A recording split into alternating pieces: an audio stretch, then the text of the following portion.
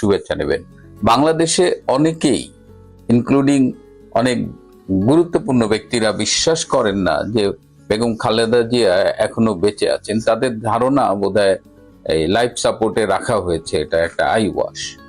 কিন্তু একটা মৃত মানুষকে আসলে অনেক দিন লাইফ সাপোর্টে রাখা যায় না। সর্বোচ্চ চেষ্টা করে 7 দিন হয়তো রাখা যেতে পারে, তারপরে কিন্তু আর তাকে আর রাখা সম্ভব হয় না। কিন্তু কেন মানুষ এটাকে বিশ্বাস করছে সেটা আমি বুঝি না, অথচ ডাক্তাররা বলছেন তিনি বেঁচে আছেন। তার মানে কি ডাক্তারদের এই কথা বিশ্বাসযোগ্য না? এর সাথে আবার এই যে কাতার রয়্যাল অ্যাম্বুলেন্স, কাতারের আমির যে কাতার রয়্যাল অ্যাম্বুলেন্স পাঠাবেন, সেটি গতকাল রাতে অথবা আজকে ভোরে আসার কথা ছিল, সেটিও আসেনি। এবং বলা হচ্ছে যে কারিগরি ত্রুটির কারণে সেটি কাতার থেকে ফ্লাই করেনি। একটা রয়্যাল ফ্যামিলির এত হাইটেক আইসিইউ অ্যাম্বুলেন্স, সেটা তো ওয়েল মেনটেইনড হওয়ার কথা, সেটা কেন কারিগরি ত্রুটির জন্য আসতে পারলো না? এর কারণে আরো বেশি সন্দেহ দানা বেঁধেছে। তাহলে কি ম্যাডাম জিয়াকে লন্ডনে পাঠানো হবে কি না? এদিকে আজকে তার পুত্রবধূ তারেক রহমানের ওয়াইফ ডক্টর জুবাইদা রহমান ঢাকায় এসে পৌঁছেছেন। এখন আমরা জানতে পারছি যে কাতারের আমির, যেহেতু কাতার থেকে অ্যাম্বুলেন্সটা আসেনি, তিনি জার্মানি থেকে একটা এয়ার অ্যাম্বুলেন্স ভাড়া করে সেটি বাংলাদেশে পাঠাচ্ছেন এবং সেটি আগামীকাল আসবার কথা। যদি সব ঠিক থাকে তাহলে হয়তো রবিবার বেগম জিয়াকে লন্ডন নিয়ে যাওয়া হবে। এটা নিয়েও কথা উঠেছে যে কেন লন্ডন, এত দীর্ঘ যাত্রা প্লেনে করে যাওয়া তিনি সহ্য করতে পারবে কিনা, কেন সিঙ্গাপুরে না কিংবা থাইল্যান্ডে না, এগুলো আলাপ হয়েছে। এত কিছু আলাপের মধ্যে আজকে ঢাকার সময় বিকেল 5টায় বেগম খালেদা জিয়ার একটা কোলোনোস্কোপি টেস্ট করা হয়েছে। কোলোনোস্কোপি টেস্টটা আসলে এই যে আমাদের যে অন্ত্রনালী থাকে, এই যে খাদ্যনালী, পরে পাকস্থলী হয়ে বৃহদন্ত্র হয়, ক্ষুদ্রান্ত বৃহদন্ত্র, সেই বৃহদন্ত্রের ভেতরের অবস্থাটা পরীক্ষা করে দেখা হয় এই কোলোনোস্কোপি করে, যে কোনো ব্লিডিং আছে কিনা বা কোনো পলিপ আছে কিনা বা কোনো ক্যান্সারাস গ্রোথ আছে কিনা। তো আজকে বিকেল 5টায় বেগম খালেদা জিয়ার এই কোলোনোস্কোপি পরীক্ষাটা করা হয়েছে। এই কোলোনোস্কোপি পরীক্ষার মধ্য দিয়ে এবং এটা তাকে বিকেল 5টায় তাকে অপারেশন থিয়েটারে নিয়ে গিয়ে কোলোনোস্কোপি করা হয়েছে। তার মানে তাকে যখন অপারেশন থিয়েটারে নিয়ে যাওয়া হয়েছে, তাকে পোর্টেবল ভেন্টিলেটরে করে নিয়ে যাওয়ার কথা। সাধারণত বিদেশে পোর্টেবল ভেন্টিলেটর করে নিয়ে যায়, আমার ধারণা এবার কেয়ারেও সেই ব্যবস্থাটি আছে। এই যে কোলোনোস্কোপি করা হলো, এই পোর্টেবল ভেন্টিলেটরে করে নেওয়া হলো, এর মধ্য দিয়ে এটুকু অন্তত বোঝা যায় যে তার ব্রেইন ডেথ হয় নাই। আমরা যে বলছি অনেকেই যে তিনি মারা গেছেন, সম্ভবত এটি সত্যি না, তিনি এখনো জীবিত আছেন এবং তার আজকের অক্সিজেন লেভেল সেই 35%ই রয়ে গেছে। বরং নর অ্যাড্রেনালিন, একটা ওষুধ যেটার মধ্য দিয়ে রক্তচাপ নিয়ন্ত্রণে রাখা হয়, সেটার পরিমাণ আগের থেকে এখন অনেক কমিয়ে আনা হয়েছে। তাও মানে তার অবস্থাটা বেটার, আগের থেকে একটু ইমপ্রুভ করেছে। এবং এখন তাকে, যে আমি জানি না কোলোনোস্কোপির রেজাল্ট বা কেন কোলোনোস্কোপি করেছে সেই রেজাল্টের উপরে কোনো ডিসিশন চেঞ্জ হবে কিনা, কিন্তু তার বর্তমান অবস্থায় অ্যাম্বুলেন্সে ফ্লাই করানো যেতে পারে। প্রিয় বন্ধুরা, বেগম খালেদা জিয়ার ব্যাপারে আমার কাছে আজকে এই আপডেট ছিল। আমার মনে হলো যেহেতু চারিদিকে নানান রকমের কথা হচ্ছে, প্রকৃত ঘটনাটা আপনাদের একটু জানাই। যারা এই পর্বটি দেখছেন কিন্তু আমার চ্যানেলটি সাবস্ক্রাইব করেনি, তাদের প্রতি অনুরোধ চ্যানেলটি সাবস্ক্রাইব করবার, এবং যারা বাংলাদেশের বাইরে থাকেন তাদের প্রতি অনুরোধ এই চ্যানেলটিতে মেম্বার হিসেবে জয়েন করার। এবং খালেদা জিয়াকে আরো বেটার ট্রিটমেন্টের জন্য এয়ার অ্যাম্বুলেন্সে করে লন্ডনে নেওয়ার পরিকল্পনা করা হয়েছে। সবকিছু ঠিক থাকলে ঢাকার সময় মধ্যরাতের পরে অথবা শুক্রবার সকালে তাকে নিয়ে এয়ার অ্যাম্বুলেন্স ফ্লাই করবে লন্ডনের উদ্দেশ্যে। এবং এই এয়ার অ্যাম্বুলেন্সটি দিয়েছে কাতারের আমির, কাতার রয়্যাল অ্যাম্বুলেন্স। এটা একটা আইসিইউ অ্যাম্বুলেন্স, অত্যাধুনিক সুবিধা সম্বলিত একটি আইসিইউ অ্যাম্বুলেন্স। এবং এই সফরে খালেদা জিয়ার সাথে অনেক বিশেষজ্ঞ চিকিৎসক থাকবেন, দেশি বিদেশি চিকিৎসক থাকবেন। তার মানে তাদের একটা প্রস্তুতি আছে যে যাত্রা পথে যদি কোনো রকমের জটিলতা হয় তাহলে যেন তারা ম্যানেজ করতে পারে।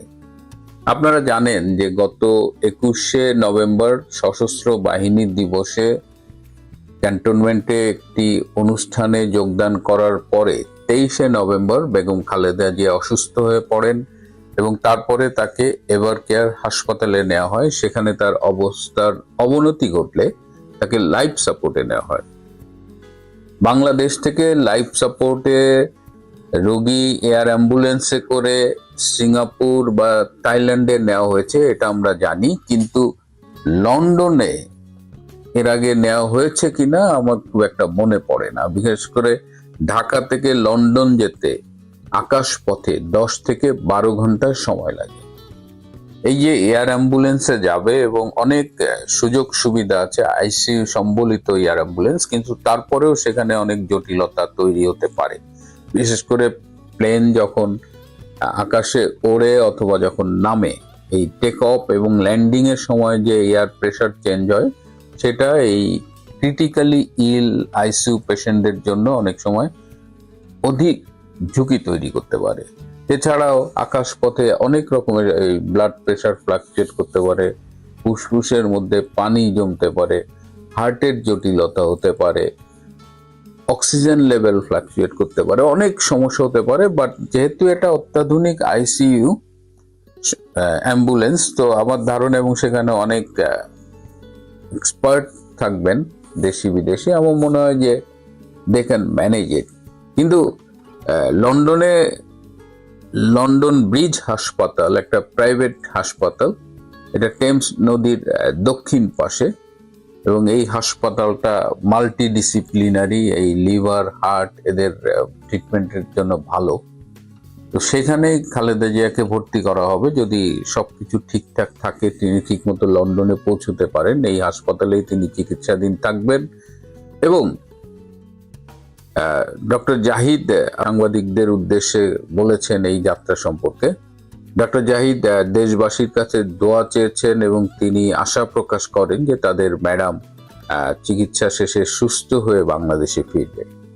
যদি আমরা ধরেও নিই ম্যাডাম সুস্থ হয়ে বাংলাদেশে ফিরবে, তারপরেও এটি বলা যায় যে তার চিকিৎসাটি দীর্ঘমেয়াদী হবে, অর্থাৎ তিনি যাবেন, কয়েকদিন চিকিৎসা করে সুস্থ হয়ে ফিরে আসবেন, সেরকম অবস্থা ম্যাডামের নেই।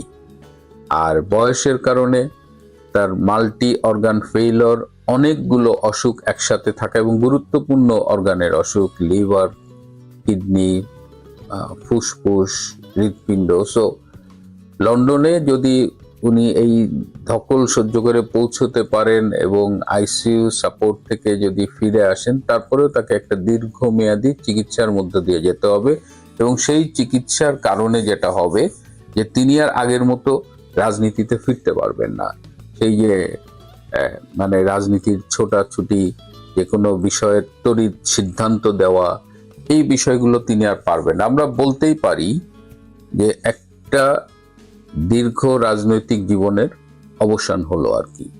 বেগম খালেদা জিয়া শারীরিকভাবে সুস্থ হোক বা না হোক, তার রাজনৈতিক চ্যাপ্টারটা ক্লোজ হয়ে যাবে এর মধ্য দিয়ে। এর ফলে এটার বাংলাদেশের রাজনীতিতে, বিশেষ করে বিএনপির রাজনীতিতে এটার ইম্প্যাক্ট কি হবে, সেটা নিয়ে এখন আলোচনা চলছে। একটা বিষয় হলো যে বেগম খালেদা জিয়া যখন অসুস্থ এবং তার অসুস্থতা নিয়ে দলের বিভিন্ন স্তরের নেতা কর্মীদের মধ্যে কথাবার্তা হচ্ছে, তখন খুব অবাক হয়ে লক্ষ্য করলাম যে বিএনপি আজকেও 36টা আসনে মনোনয়ন ঘোষণা করলো, যে নির্বাচনটা হবার কোনো সম্ভাবনাই নেই বলা যায়। যে নির্বাচনের মানে যার নেত্রীর অসুস্থতা নিয়ে সবাই কথা বলছে, সেই সময় এত গুরুত্বপূর্ণ হয়ে গেল এই নমিনেশনগুলো ঘোষণা করা। আমার বিএনপির রাজনীতি নিয়ে কিন্তু আমার খুব সন্দেহ হয় যে আমরা তো শুনেছি ছাত্রলীগের মধ্যে শিবির ছিল, আওয়ামী লীগের মধ্যে জামাত ছিল, বিএনপির মধ্যে কি অবস্থা? বিএনপির এই সিদ্ধান্তগুলো কারা নেয়? খালেদা জিয়ার এই লন্ডন যাত্রা নিয়ে অনেক আলোচনা আছে যে এর মধ্য দিয়ে কি রাজনীতিতে -2 সেটার থেকে -4 হয়ে যাচ্ছে কিনা। তারেক রহমানের রাজনৈতিক ভবিষ্যৎ কি? যদি খালেদা জিয়া এই যাত্রায় ধকল সইতে না পারেন এবং লন্ডনে মৃত্যুবরণ করেন, তাহলে কি অনেকেই বলছেন যে তারেক রহমান তখন মায়ের লাশ নিয়ে বাংলাদেশে ফিরবেন। আপনাদের কি এটা মনে হয়? আমার তো মনে হয় না যে তারেক রহমান সহসা ফিরবেন কিংবা এই ডক্টর ইউনূসের অধীনে ফিরবেন। তারেক রহমান হয়তো ভেবেছিলেন যে বিএনপি ক্ষমতায় আসবে, তিনি তার মা প্রধানমন্ত্রী হবেন বা তিনি প্রধানমন্ত্রী হবেন, তিনি হুট করে চলে আসবেন। কিন্তু রাজনীতির যে জটিল আবর্তে তারা পড়েছেন নিশ্চয়ই অনুধাবন করতে পারছেন, এবং সেই জায়গা থেকে বলা যায় যে তারেক রহমানের বাংলাদেশে ফিরে আসাটা খুব সহসা হচ্ছে না এবং এটা খুব সহজ একটা ব্যাপার না। খালেদা জিয়া বা এর মধ্য দিয়ে -2 বা -4 এর যে রাজনীতির কথা শোনা যাচ্ছে, তার চেয়েও আমার কাছে মনে হচ্ছে যে বিএনপির ভেতরে কেউ কেউ কোনো স্যাবোটাজ করছে কিনা। বিএনপির ভেতরের একটা অংশ কি ইউনূসের সাথে হাত মিলিয়েছে কিনা। বিএনপির এই অংশটা কি চায় না যে তারেক রহমান দেশে ফিরুক, এবং তাদের জন্য এই যে বর্তমানে খালেদা জিয়ার অসুস্থতা, তার বিলাত যাত্রা, তাদের জন্য তো একেবারে মেঘনা চাইতেই জলের মতো অবস্থা। সব মিলিয়ে বেগম খালেদা জিয়ার অসুস্থতা যেমন তারেক রহমানকে একটা অস্বস্তির মধ্যে ফেলে দিয়েছে। তারেক রহমান যে দেশে ফিরছে না, যদিও এই অবস্থাও বিএনপির নেতারা বলছেন যে এই যে ভাইয়া আসলো বলে, এই সালাউদ্দিন আহমেদ 2-3 দিন আগেই বলছে যে তারেক রহমান দেশে আসছে। এই ব্লাফটা তারা কাদের দিয়েছেন, কেন দিয়েছেন, যেখানে সবাই আমরা দেখছি, এবং তারেক রহমানের ফেরার কোনো কারণ নাই এই মুহূর্তে। এবং বিএনপির রাজনীতি এই সামগ্রিকভাবে একটা গভীর অন্ধকারের মধ্যে গিয়ে পড়েছে।